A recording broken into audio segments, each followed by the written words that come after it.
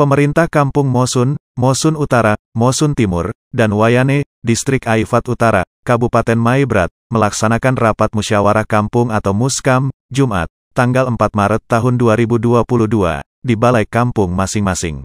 Agenda Muskam yang berlangsung serentak 1 hari penuh itu turut dihadiri tenaga ahli pelayanan sosial dasar TPSD Kabupaten Maibrat, Isyandi bersama tenaga pendamping P3MD dan PLD dari distrik dan kampung setempat. Usai Muskam, Isyandi menjelaskan, terdapat beberapa peraturan pemerintah pusat yang memuat tentang prioritas penggunaan alokasi dana desa di tahun ini. Peraturan itu diantaranya adalah Perpres nomor 104, Peraturan Menteri Keuangan nomor 190, dan Permendes nomor 7. Adapun dana desa tahun ini diperuntukkan di beberapa kegiatan yang sangat penting sekali, yakni 40% untuk BLT, 20% untuk ketahanan pangan, 8% pencegahan COVID-19, dan yang berikut itu untuk kegiatan prioritas di sektor lainnya seperti pelatihan-pelatihan, dan pencegahan stunting, kata Isyandi. Kesempatan itu, ia juga mengingatkan kampung terkait dengan pentingnya data yang sinkron dan valid. Sebab itu akan berpengaruh dengan besar kecilnya nominal anggaran dana desa yang diterima oleh kampung itu sendiri. Ia ingin data harus sinkron dan valid. Data yang salah itu bisa mengakibatkan dana bisa naik drastis, tetapi dana itu juga bisa turun drastis tergantung data yang disampaikan itu sinkron atau tidak. Yang berikut data harus valid. Valid itu tidak mengakibatkan dana naik drastis dan turun drastis, tetapi dia stabil. Jadi data harus benar-benar sinkron dan valid, jelas Isyandi.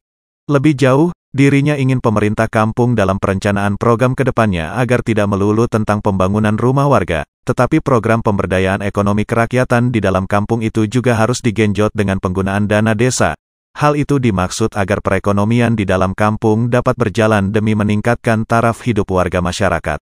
Memang kita semua ingin punya rumah karena itu adalah kebanggaan dan harga diri kita, tetapi harus kita imbangi itu dengan perekonomian di dalam kampung, dan itu saya lihat rata-rata masih lemah, tutupnya. Dari Maibrat, Papua Barat, RNC TV, mengabarkan. Sangat penting sekali yang terutama aturan yang sudah dikeluarkan oleh Presiden, yakni Perpres nomor 104. Terus dilanjutkan lagi dengan Peraturan Menteri Keuangan 190, terus dilanjutkan lagi dengan Permendes nomor 7, semuanya itu untuk penggunaan dana desa. Adapun dana desa tahun ini diperuntukkan di beberapa item kegiatan yang sangat penting sekali. Yang pertama, sudah dibagi oleh pemerintah pusat 40% untuk BLT, terus 20% untuk ketahanan pangan, terus 8% untuk pencegahan COVID-19, yang keempat itu untuk kegiatan prioritas sektor lainnya, itu total anggarannya 32%. Adapun kegiatan sektor prioritas lainnya ini terkait dengan pelatihan-pelatihan untuk peningkatan kapasitas di situ. Terus yang kedua untuk pencegahan stunting. Ya. Terus yang berikut itu terkait tadi ada penyampaian terkait data yang berpengaruh kepada nominal anggaran yang diturunkan, itu ada masalah data-data begitu. Terkait dengan pembagian dana desa, ini kan turun naiknya dana desa yang diterima oleh masing-masing kampung itu berdasarkan data yang disampaikan. Nah, data ini harus sinkron. Kalau tidak sinkron, maka adanya kenaikan dana yang tiba-tiba drastis naik, ya syukur-syukur naik. Terus ada juga yang drastis turun sekali. Nah, ini efek dari data yang salah. Jadi data yang salah itu ada mengakibatkan dana bisa naik drastis, dana juga bisa turun drastis, tergantung data yang disampaikan sinkron atau tidak.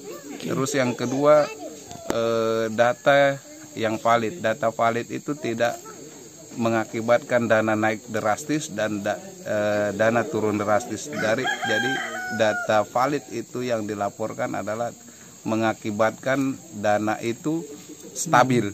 dia tidak turun dan tidak naik. Kalau contoh kampung A, datanya itu misalnya data penduduk.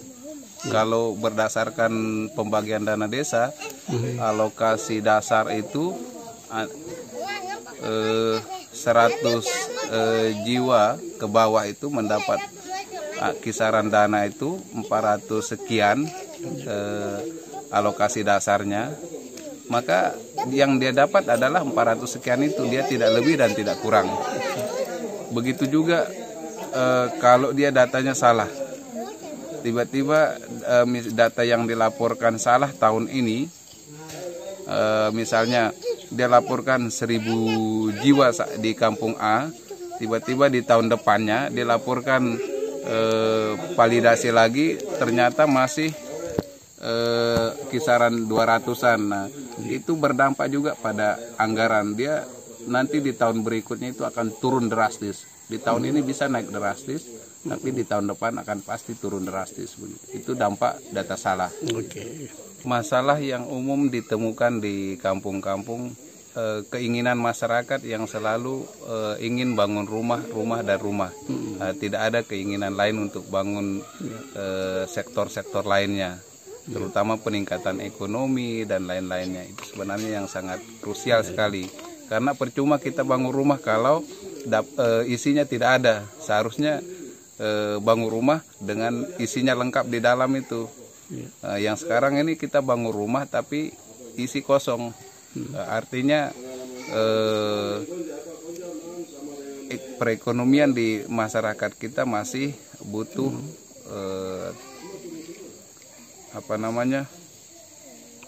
peningkatan secara berjenjang nih, baik dalam bentuk sosialisasi, terus penyadaran di masyarakat kita.